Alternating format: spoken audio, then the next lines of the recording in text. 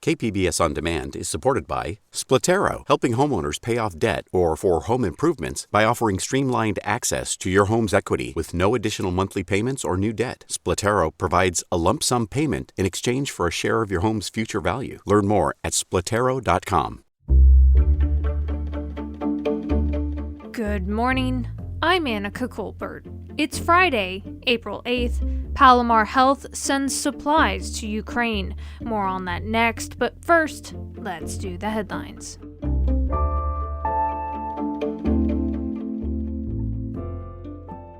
One more warm day before cooler weather arrives this weekend. The heat advisory that's been in effect for San Diego County's coastal areas and valleys expires tonight at 6 p.m.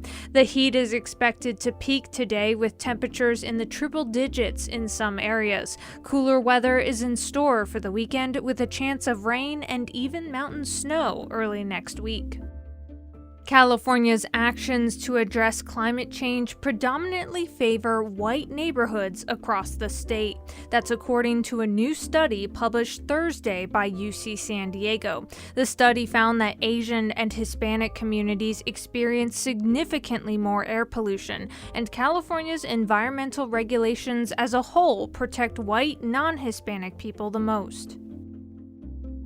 After 2 years, the Ped West crossing in San Isidro has reopened, but only for those coming to the U.S. from Ukraine. Customs and Border Protection says it's making accommodations for humanitarian reasons. As Ukrainians step onto American soil, they're welcomed with a hug from a volunteer. Encinitas resident Maria Fishov is one of those volunteers. I think that's about just people welcoming people to a brighter future. And I think that's wonderful. There are currently over 1,000 Ukrainians waiting at an expanded shelter in Tijuana.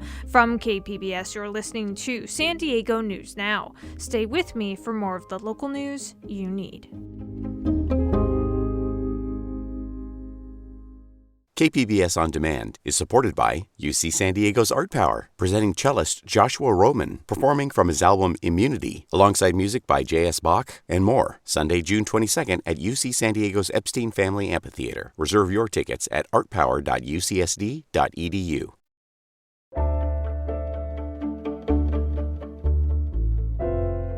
Amid the Russian invasion of Ukraine, medical support is needed. KPBS North County reporter Tanya Thorne tells us how one local hospital is helping. Escondido's Palomar Health is stepping up to help healthcare workers treat people in Ukraine. Palomar Health is working with the U.S. Embassy to identify which Ukrainian hospitals are operational and in need of medical supplies. They are donating unused inventory to Subi, a San Diego nonprofit that fulfills international medical missions. Nellie Bulkin is helping with the initiative and says they hope to go beyond sending supplies.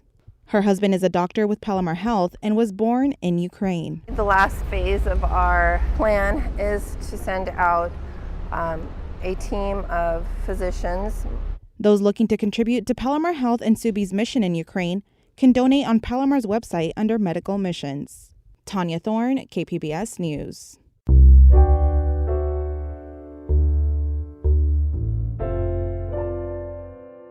Protocols are changing at state-run COVID-19 testing sites. KPBS health reporter Matt Hoffman says the move comes as the county is refocusing its pandemic efforts. Those who are looking for COVID tests may notice some changes at state-funded testing sites.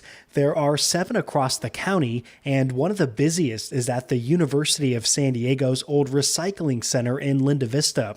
County officials say that people coming to these locations will be offered a rapid test first, then a PCR lab test. Ariane Medina was getting tested Thursday after a recent exposure at school. I think they should keep it free because, some people need places to get COVID tests and rapid tests. They're so hard to find, so I think this is good for them to have. Despite federal COVID funding running out, county and state officials say they remain committed to providing no-cost testing and vaccinations, but they recognize that many people are getting those services elsewhere. Matt Hoffman, KPBS News.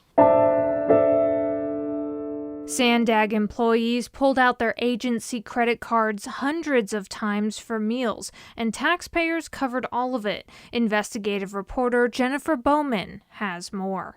A $50 filet mignon, late dinners, and extravagant bills. Auditors already flagged credit card purchases at Sandag, but iNewsSource found some of the agency's highest paid staff often held business meetings at upscale dining spots, places like Ray D'Agato or Donovan's Steakhouse. And sometimes other government officials and even lobbyists joined. CEO Hassan Akrata alone charged over $17,000 in just 2 years. The agency said it's now updating its credit card policies. For KPBS, I'm iNewsSource investigative reporter Jennifer Bowman. iNewsSource is an independently funded nonprofit partner of KPBS. Coming up, the legacy of the late Tejano singer Selena is impacting young and diverse generations 27 years after her death. And so we're going to learn about how we can queer not just Selena's music, but the Latinx culture. Selena and the SDSU class she's inspired. That's next, just after the break.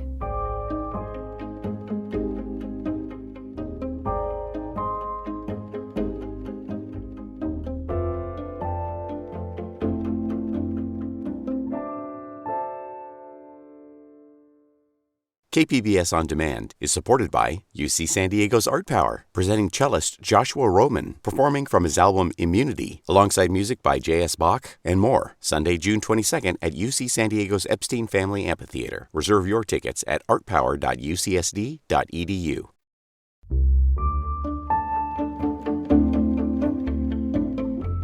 Legendary Tejano singer Selena Quintanilla Perez died 27 years ago.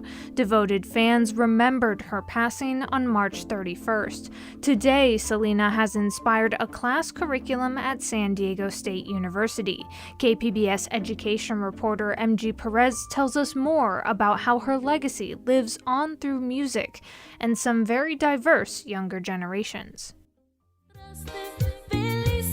I heard a song on the radio and I really fell in love with the song Como la Flor.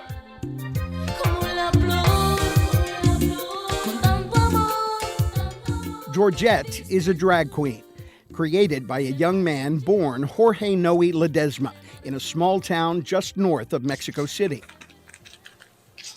Georgette sits at her kitchen table with a powder puff and makeup, preparing to become her alter ego, Selena, the Tejano superstar who died tragically but helped a confused 10-year-old Mexican boy live and find his true identity. I had a lot of bullying when I was a kid because of who I am. I feel great and I love what I do. Jorge immigrated to San Diego more than 20 years ago and has since settled into happiness and confidence he credits to Selena, her songs, and her spirit. She didn't speak Spanish so well when she was in the interview, but always you can see that she was giving her best. And this is my first time having an interview in English, and I'm trying to give my best. So we have something in common with that.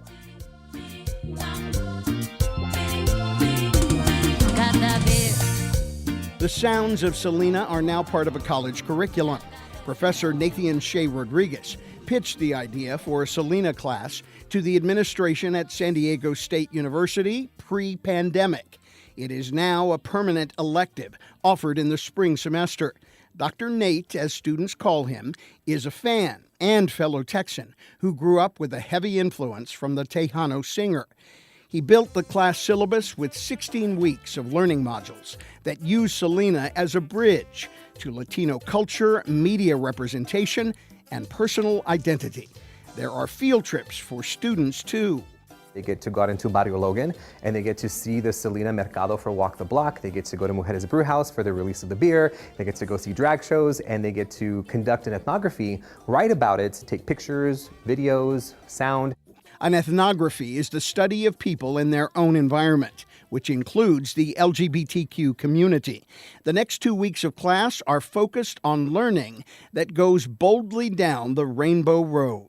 Selena is a huge inspiration to the queer community. Tons of drag queens will impersonate her. A lot of queer people, such as myself, find meaning in her music. And so we're going to learn about how we can queer not just Selena's music, but the Latinx culture. The term pocha is an important vocabulary word featured in class discussions. A pocha is a person caught between two cultures, not completely able to speak Spanish and not completely comfortable in the English-speaking culture.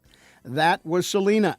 And Karina Bazarte is an SDSU senior who can relate. Karina's Mexican parents thought they helped her by taking her from the barrio and enrolling her in schools with mostly white students. I couldn't find myself, so I'm like, am I like the only one that looks different? Am I the only one that doesn't have blonde hair or blue eyes? So like, Selena actually helped me identify who I am now. Natalia Martinez is one of Karina's classmates. She was only 3 weeks old when Selena was killed. I never really got to have her present, but I had her music, and I think that's where I was able to create Selena in my head in the sense of, wow, this is like someone who I want to have as my role model. Which brings us back to Georgette and the little boy from a little Mexican town who used to dance around his living room, imagining what he could become someday, listening to the music of Selena. The thing that I learned from her is to be always respectful, kind, and sweet. That's how I do every time I'm on stage. That's a legacy set to music that will never die. MG Perez, KPBS News.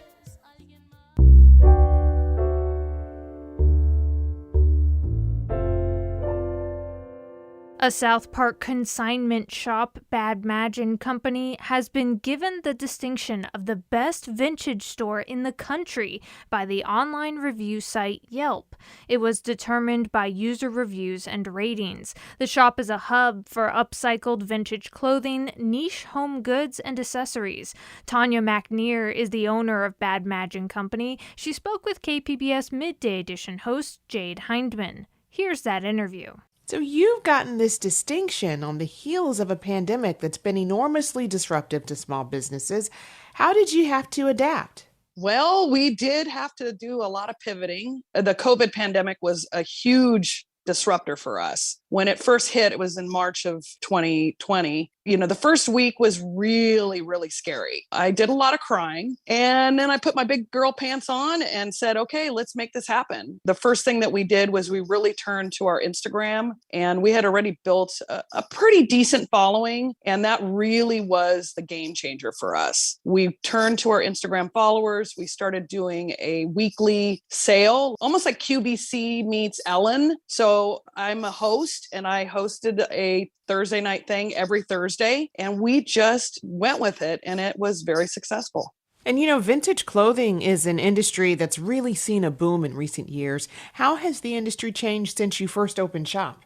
Well, I opened 11 years ago, and at the time it was very focused on mid-century 50s and 60s, and that was just my aesthetic. I really liked 50s and 60s looks, and now it's a little more towards even the 90s. So we have had to incorporate other eras into our mix. And during the pandemic, we noticed very huge shifts in what was selling. We didn't actually sell a lot of clothes during the pandemic. It's very difficult to sell vintage clothing without trying it on. It really is a kind of a thing you want to be in the room with it, touching it, feeling it, putting on your body, because vintage clothing fits very differently than modern clothing. So we were selling a lot more home goods. We couldn't keep a desk in our store, for the life of me, because everyone was working from home, and we saw real huge changes in what was selling.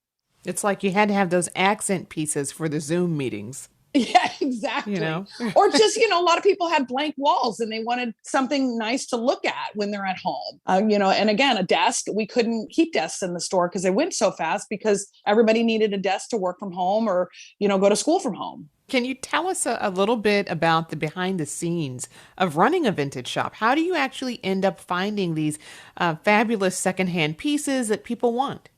I'm really glad you asked me that question, because I have a lot of people that will come into the store, and we are not a thrift store. We are a highly curated vintage store. And that makes a big difference in the way that we present our product. When I first opened, I relied a lot on estate sales and really going to like garage sales and really spending a lot of time out searching for stuff. Now that I've been around for a while, I tend to get a lot of phone calls from people. Maybe they're downsizing, or maybe someone in their family passed away and they're dealing with all the items in the estate. And I prefer that because then I can work directly with the person and it makes it a little easier for me to go through the items in the home or maybe their clothing or whatever it is that they want to sell. I have a team of people that help me. We have 7 people that work at the store. My operations manager will help me clean the item. Maybe it needs a little repair. Then the pricing part goes into it. So there's a lot of steps that make that item happen in the store. And why do you think vintage has such a strong draw for a certain kind of buyer? You touched on this, but what are your thoughts? Well, I think especially with, climate change, we really need to have a conversation around what we're buying and what we're bringing into our home, because new things take that manufacturing. When you're buying something old, one, it's made better, especially things from like the 50s and 60s. They were made so much better. So the quality is a big factor for a lot of people. And then also just having something that was loved before, that spark of joy. When somebody buys something that was really loved by another person, nostalgia is a big factor in vintage. People, come in and go, oh my God, it looks like my grandma. This is all the things I had in my mom's house. So I hear that a lot, that nostalgia of something that made them feel good, a piece of furniture. Sometimes it's just something that really speaks to you. And that's really fun. We have a lot of fun at my store. And that was Tanya McNear, the owner of Bad Magin Company, a vintage shop in South Park. She was speaking with KPBS Midday Edition host Jade Hindman.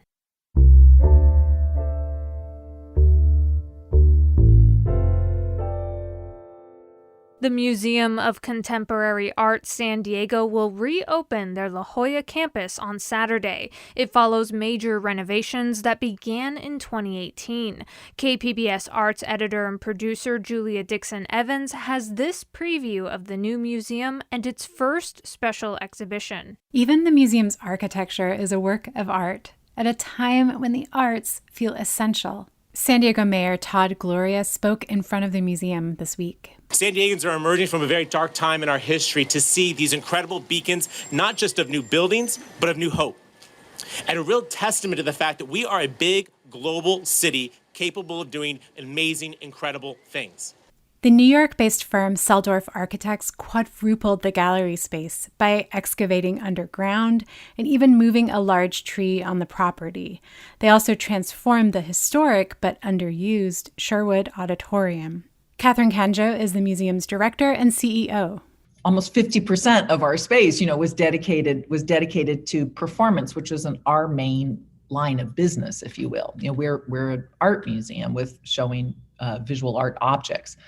So we made the decision to transform the auditorium into gallery spaces. With 40,000 square feet of gallery space, they now have plenty of room to show their extensive collection.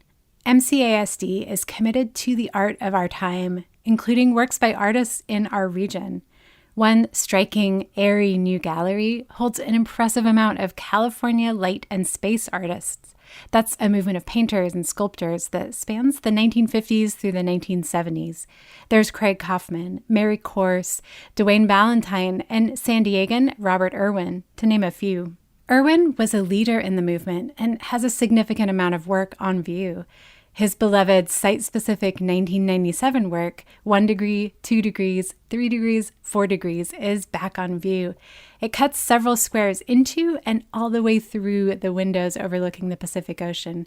The works on display show a commitment to regional artists, not just Irwin or other nationally recognized names like John Baldessari, but also works by Andrea Chung, by Tijuana-born Solomon Huerta, and dozens more.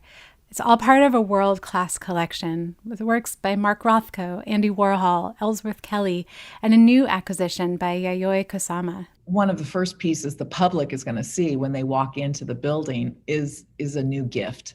It is a outsized gourd, a pumpkin by the Japanese artist Yayoi Kusama. So it's reflective stainless steel and it's polka dotted in kind of pastel hues. And it greets the visitor as soon as you walk in the front door.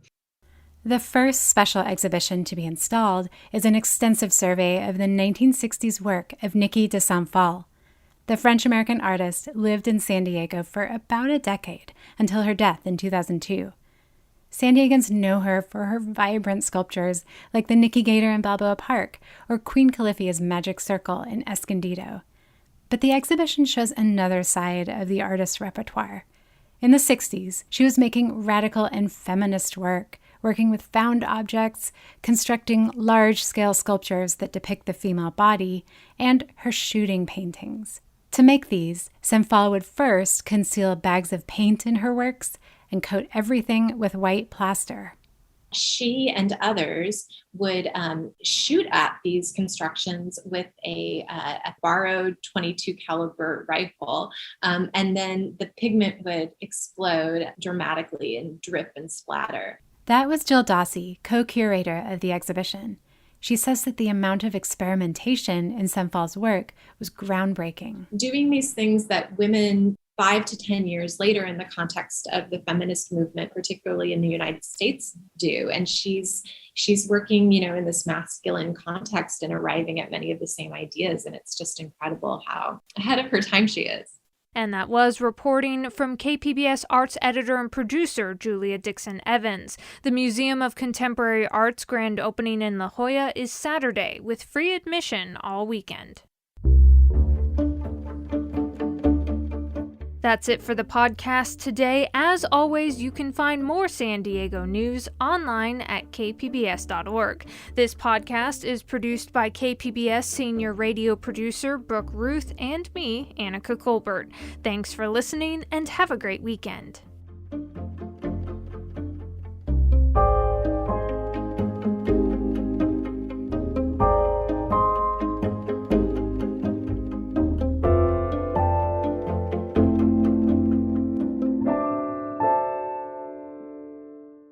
KPBS On Demand is supported by UC San Diego's Art Power, presenting cellist Joshua Roman, performing from his album Immunity, alongside music by J.S. Bach and more. Sunday, June 22nd at UC San Diego's Epstein Family Amphitheater. Reserve your tickets at artpower.ucsd.edu.